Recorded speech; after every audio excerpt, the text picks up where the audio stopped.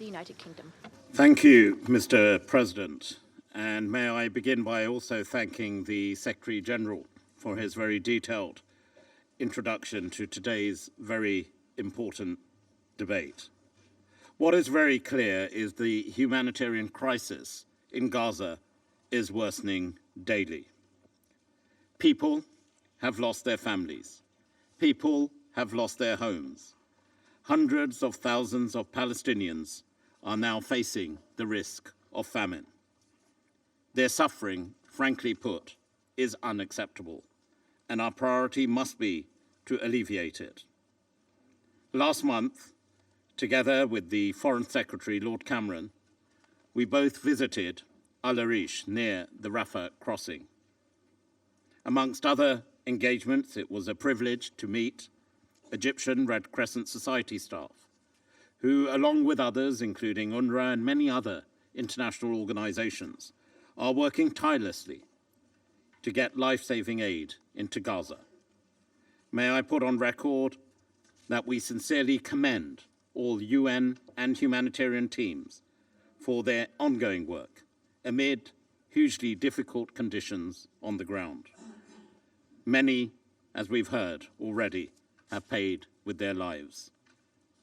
I've heard also firsthand reports of what can only be described as shocking and harrowing medical operations and procedures taking place, including on young children, desperate conditions, no anesthesia, and, as a backdrop to that, mass burials taking place.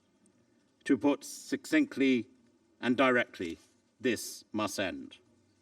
Agreements are needed now, and the UK is calling for an immediate humanitarian pause as being necessary to get life-saving aid in and hostages out. We must alleviate the pain and suffering for all.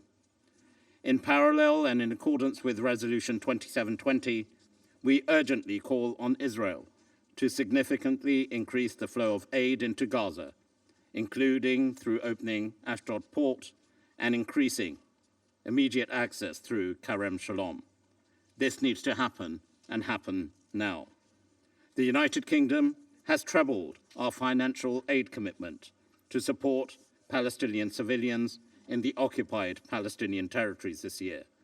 And I assure you, Mr. President, we will continue to do everything we can to get more aid in and open more crossings. Yes, the UK supports Israel's security, its right to self-defense, but this must be in line with international humanitarian law.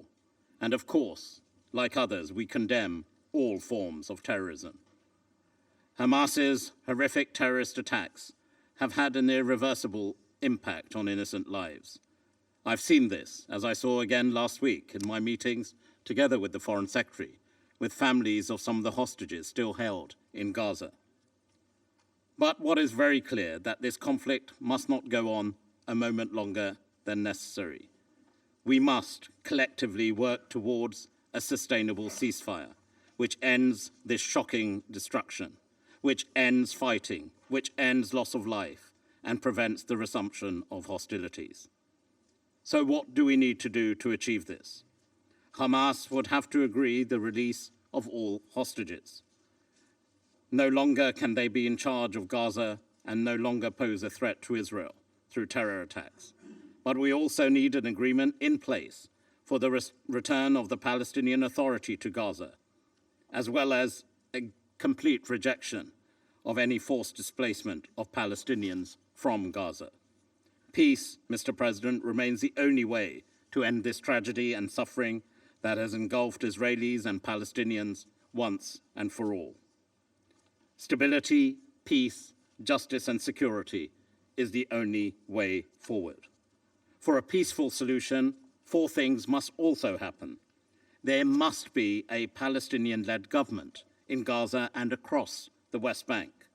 There must be a concrete plan to help revitalize and support the Palestinian Authority. There must be a massive reconstruction plan for Gaza. And importantly, there must be a political horizon towards the delivery of a two-state solution. It is now the time, in this tragedy that engulfs us, to grasp the moment, to choose hope over despair, peace over conflict, and again commit ourselves to working together to make that vision for peace a true living reality of two states, Israel and Palestine, side by side in the Middle East. Thank you, Mr. President. Je remercie son Excellence Lord Ahmad de Wimbledon de sa déclaration et je donne à présent la parole à son Excellence Madame